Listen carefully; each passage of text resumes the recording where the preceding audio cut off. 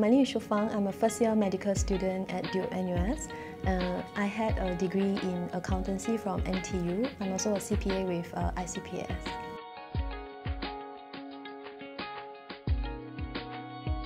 I had 6 years of entrepreneurship experience before my company was actually taken over by a SGX-listed company. Then I spent another 2 years setting up the education department under the retail business arm, where we served the Singapore and Malaysia businesses.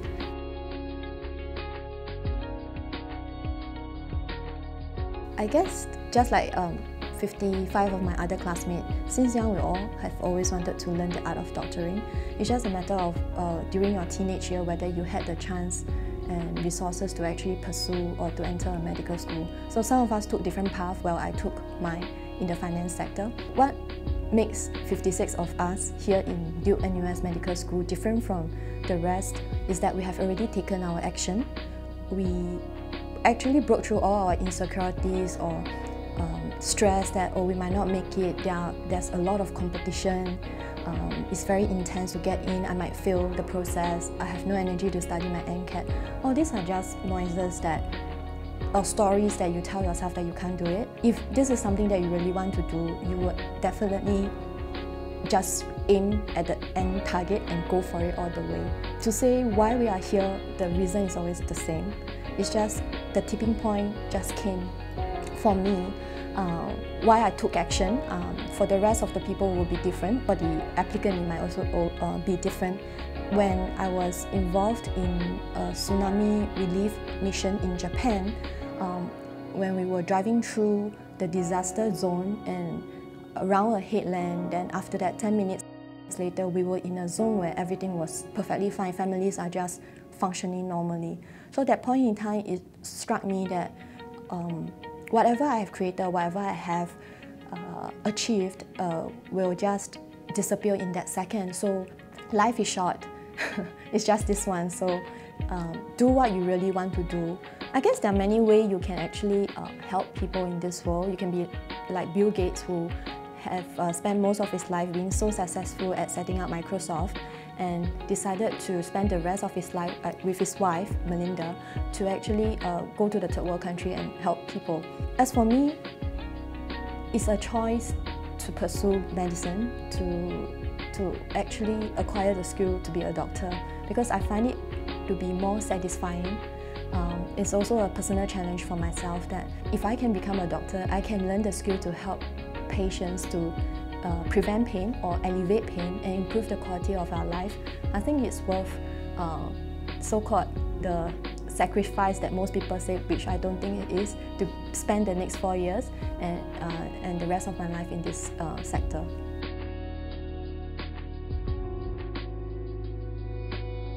I guess every one of us will have our own unique experience, whether you are an undergraduate who has just completed a really demanding degree, or someone who has been working for quite a few years and been through experiences that is different from an undergraduate. Every one of us will use this as building blocks of our life and use this as a source of strength to face our future challenges.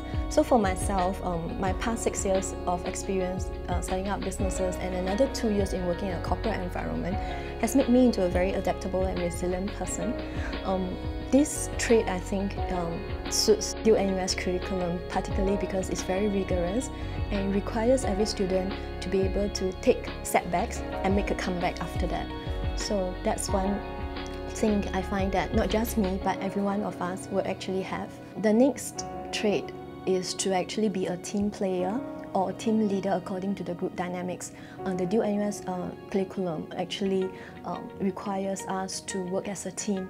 The goal is to actually train us to be real clinicians, whereby we will be working in multifunctional teams. So we need to know when to be a team player and when to be a team leader, so that the team is actually effective and we can achieve a common outcome.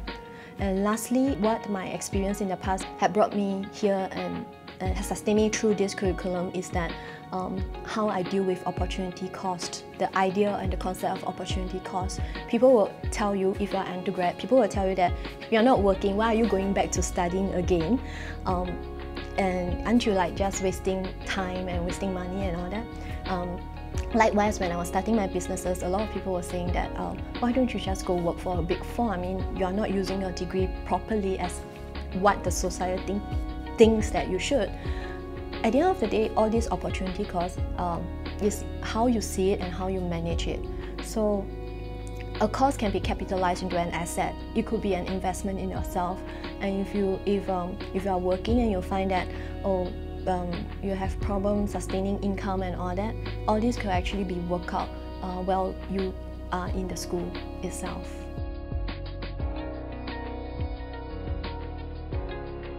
I want to be the doctor that you will actually be happy to send your loved ones to. I do not just want to be a doctor that you see in the clinic. I want my patients to be able to experience the fruit of my work right even before they enter the door. In my previous years of entrepreneurship experience, I particularly focus on improving processes and end-user experiences. So in that sense, I would like to apply that to tie it together with the medical knowledge that I would learn in the school. So in school, when we learn about the normal body and then also the how disease comes about, we will realize that there's actually this window of opportunity for some diseases that patients who have been properly diagnosed earlier in the earlier stages and receive the proper treatment have a better chance of recovery than them being diagnosed at a later stage and being given treatment. So in this aspect, I would like to particularly work on how do I actually shorten the transition time from polyclinics to a specialist hospital, because as an end user, these are all from my end user experience where I send my parents and my sister-in-law to see doctors and all that.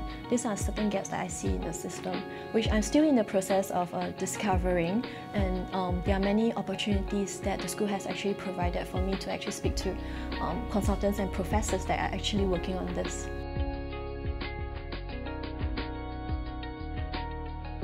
The key and the main reason why I chose Duke NUS is because the school embraces students with diverse background. This is a very important message for me when I choose to apply to Duke NUS, because this tells me that the school actually have a curriculum and ecosystem in place where they actually recognize the assets, the experience that each and my other friends actually brought in with us when we entered the school. So if you actually do want to make a real good impact in the healthcare system to actually serve the people of Singapore, Duke NUS is actually the place that you will want to be at.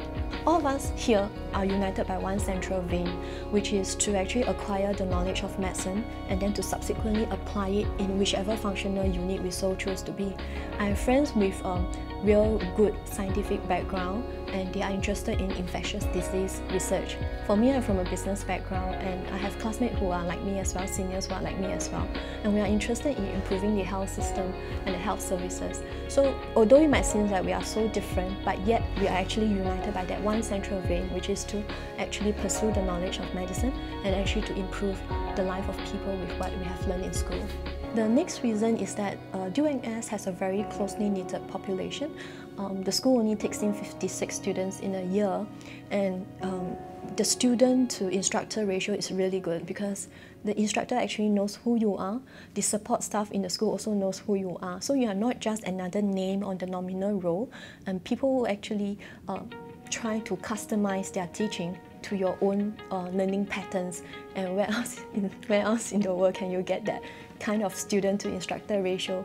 So I think that was my second reason why I chose Duke NUS. The last reason why I chose Duke NUS was because more than 50% of the curriculum is actually spent in the wards, where we actually have hands-on practical session, learning on the job, how do we treat and take care of patients. It beats having to sit down in a lecture hall listening to lectures and not actually being able to be down there and experience it.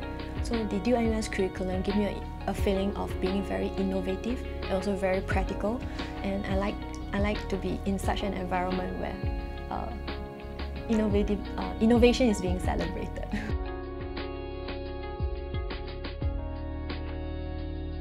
Recently, on my way home, I met one of my JC classmates who works at SGH. She's now a senior doctor. So I told her what I'm doing in Duke NUS. She told me this statement that still remains in my mind. She told me that being a doctor is a very, very rewarding career. You will never ever regret it. So finish with what you have to do, and you will find that it is all worthwhile. So my message to you guys is that what a doctor say to a medical student will say to an applicant is the same message, that go through with whatever you have to do, and if this is really what you want to do, and you'll find it very rewarding. With regards to MCAT preparation, for myself, I've been out of school for like 8 years, haven't touched science for about 10 years. So the start is always very difficult. In fact, I spent about 2 months trying to prepare for my MCAT while working at the same time, so it's about managing your time. I didn't do very well for my first MCAT, so hence I went on to do the second and the third time. So in fact, my third time, I had to drive all the way up to Malaysia because I couldn't get a slot. It's all filled up in Singapore. So at the end of the day, if I can do it, right, I think anyone else can do it as well.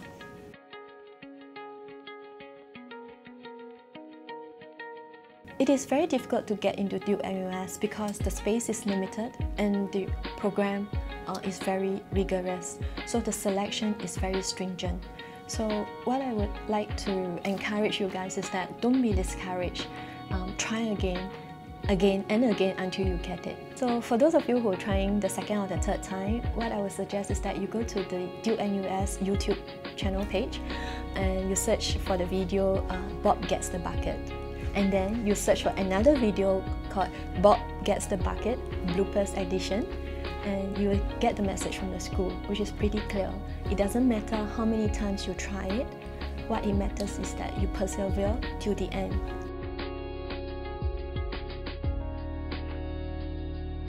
I've been about 6 months in Duke NUS, so I'll start with like the foundation week. During the foundation week, we were introduced to a lot of resources and then also departments who were actually supporting us, and was actually I felt very grateful there and very privileged to be here, because there are so many departments, starting from admissions to student affairs to our medical education research department to our IT department, who actually work behind the scene just to make sure that me, one person, and other 55 people are groomed to be doctors. That give me an inherent motivation to actually work harder, to actually not to disappoint anyone. There are even more things to be grateful for. Senior consultants who are working across the street at Sing Health, they took time off their busy schedule in the morning to teach us, use their lunch break to see their patients, and then come back. Well, I get to enjoy my lunch break. After that, they come back to teach us again in the evening. So this is something that I felt that, wow, what have I done to actually be able to enjoy this privilege, and it makes you want to learn a lot more from them.